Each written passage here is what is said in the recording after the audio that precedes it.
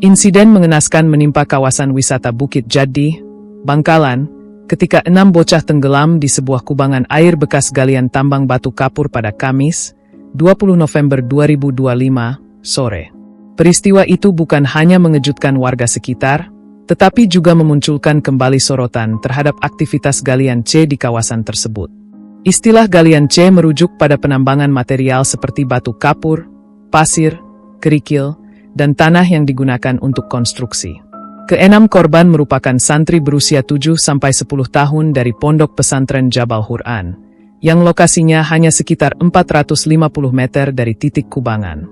Para korban ditemukan dalam kondisi mengenaskan, seluruh tubuh berlumur lumpur, dan sebagian besar telungkup ketika dievakuasi. Kronologi awal, dari bermain air hingga tewas tenggelam. Menurut hasil pendalaman polisi dan kesaksian para santri, insiden bermula sekitar pukul 17 WIB ketika 6 bocah santri meninggalkan pondok tanpa izin. Mereka menuju ke kubangan air bekas galian tambang kapur sejauh beberapa ratus meter dari pondok. Kubangan itu memiliki kedalaman sekitar 4 meter, dengan dasar lumpur sangat licin. Kondisi ini membuat siapapun yang terjebak akan sulit kembali ke permukaan karena lumpur menarik tubuh ke bawah. Salah satu santri, berinisial AND, menyampaikan kepada tribunjatim.com bahwa tragedi dimulai ketika salah satu korban mencoba bermain tahan napas di dalam air. Santri kecil tadi main tahan napas, tapi tidak balik. Muncul lagi, tiba-tiba sandal mereka ngambang semua, ujar AND. Melihat rekannya tak muncul lagi, 5 santri lain berusaha menolong. Justru upaya itu membuat mereka ikut tenggelam karena permukaan dasar kubangan sangat licin dan berlumpur. Beberapa santri senior mengetahui kejadian itu setelah melihat sandal-sandal korban mengapung tanpa pemiliknya. Mereka segera berlari memanggil warga dan pengurus pondok. Penemuan jenazah, tubuh berlumuran lumpur, tersangkut di lokasi berbeda. Menurut santri dewasa bernama Holil, ke-6 korban ditemukan pada titik berbeda dalam kubangan. Pertama itu di tengah, terus di pinggir, dan di ujung. Total ada 6 orang yang mandi. Usia anak kecil semua, 7-8 tahun, ungkap Holil dengan suara bergetar. Seluruh korban ditemukan dalam posisi telungkup dan tubuh mereka penuh lumpur. Kondisi ini mengindikasikan mereka terseret lumpur di dasar kubangan sebelum akhirnya mengapung ke permukaan. 6 korban itu adalah Loufin Al-Baru, 9 tahun, Surabaya. Salman Al-Farisi, 9 tahun, Sampang. Roshid Inul Yakin, 10 tahun, Surabaya. Renand Aska Mahardika, 9 tahun, Surabaya. Moh Nasiruddin Adrai, 9 tahun, Sidoarjo. Muhammad Aftar Muzain Ainul Izzi, 7 tahun, Bangkalan. Setelah ditemukan, para korban dibawa oleh santri senior ke Puskesmas Jati, sekitar 1,5 km dari lokasi kejadian. Pemeriksaan medis, tanda khas tenggelam dan tubuh dipenuhi lumpur. Kepala Puskesmas Jati, DRG Purwanti, memastikan seluruh korban meninggal sebelum tiba di fasilitas kesehatan. Secara fisik dalam kondisi telah meninggal dunia dengan tanda-tanda membiru semua, mulai dari kukunya, pupil mata sudah membesar, dan badan sudah lebam-lebam karena masuk lumpur, ujarnya. Situasi di puskesmas sempat penuh sesak. Warga, para santri, pengurus pondok, dan keluarga berdatangan memastikan kondisi korban. Para keluarga akhirnya menolak autopsi dan memilih membawa pulang jenazah setelah administrasi pemeriksaan selesai. 1 korban dewasa kritis. Selain 6 bocah yang meninggal, seorang santri dewasa dilaporkan kritis akibat berusaha mengevakuasi para korban. Ia dilarikan ke RSUD Syamrabu Bangkalan untuk menjalani penanganan intensif. Polisi bergerak cepat, olah TKP hingga malam, pendalaman legalitas tambang. Wakapolres Bangkalan, Kompol Haja Hosna Nur Hidayah, bersama Kapolsek Socah Ibda Pariyadi, memimpin olah TKP hingga pukul 21.30 waktu Indonesia Barat. Unit Inafis Satreskrim Polres Bangkalan memeriksa setiap bagian kubangan untuk memastikan penyebab utama tenggelamnya para santri. Kapolres Bangkalan, AKBP Hendro Sukmono, menegaskan bahwa pihaknya masih mendalami legalitas aktivitas tambang tersebut. Informasi yang kami terima, lokasi ini sejak 2 tahun lalu ada kegiatan tambang batu. Saat ini masih kami dalami, karena sepertinya masih ada kegiatan di sini, ungkapnya. Polisi kemudian menutup akses tambang dan memasang garis polisi di pintu masuk area tersebut. Langkah tambahan juga akan dilakukan.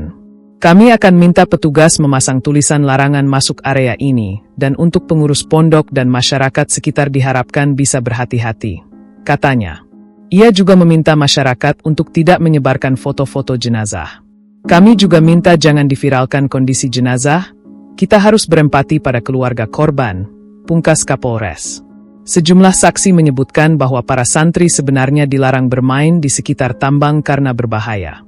Namun, mereka pergi ke lokasi secara sembunyi-sembunyi. Santri N menjelaskan, anak-anak kecil memang dilarang ke sana, tapi sembunyi-sembunyi ke sana, berangkat satu-satu. Kapolsek Socah, Ibtu Pariyadi, menambahkan bahwa para santri sebelumnya mengikuti latihan untuk lomba. Namun tanpa diketahui Ustadz, mereka lepas sehingga sampai lokasi tempat mereka tenggelam, ujarnya. Polisi akan memeriksa izin dan prosedur keselamatan dari aktivitas tambang selama 2 tahun terakhir. Jika ditemukan pelanggaran, penyidik membuka peluang langkah hukum terhadap pihak terkait. Di sisi lain, aparat mengimbau masyarakat terus mengawasi anak-anak saat bermain, terutama di area rawan seperti bekas tambang galian C yang sering tampak seperti kolam alami namun sangat berbahaya.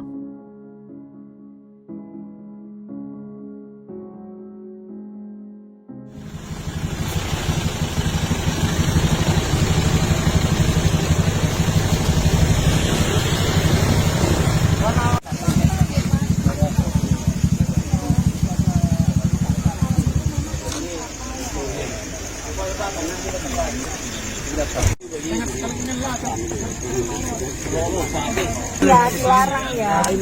Kenapa ini? Udah mau beli ang legit. Tadi itu lagi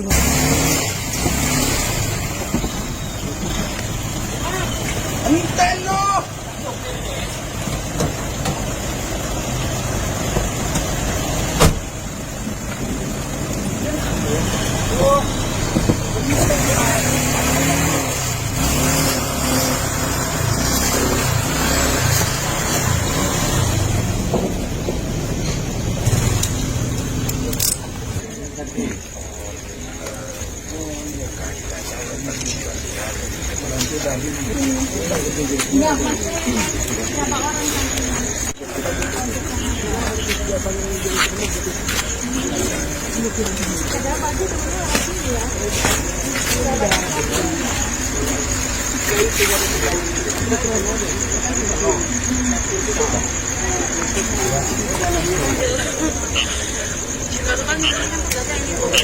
Kalau anak kan pipis, mabak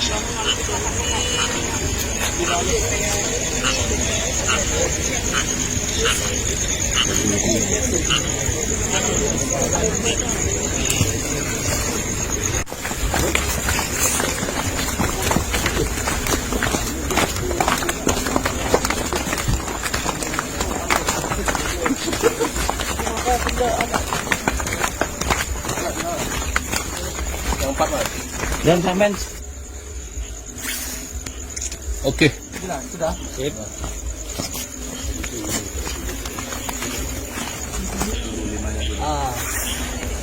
Ya, kayak gini kayak udah. Jalanin biasa dulu ya. Nah, jalan turunnya. Oke. Download Tribun X sekarang, menghadirkan lokal menjadi Indonesia.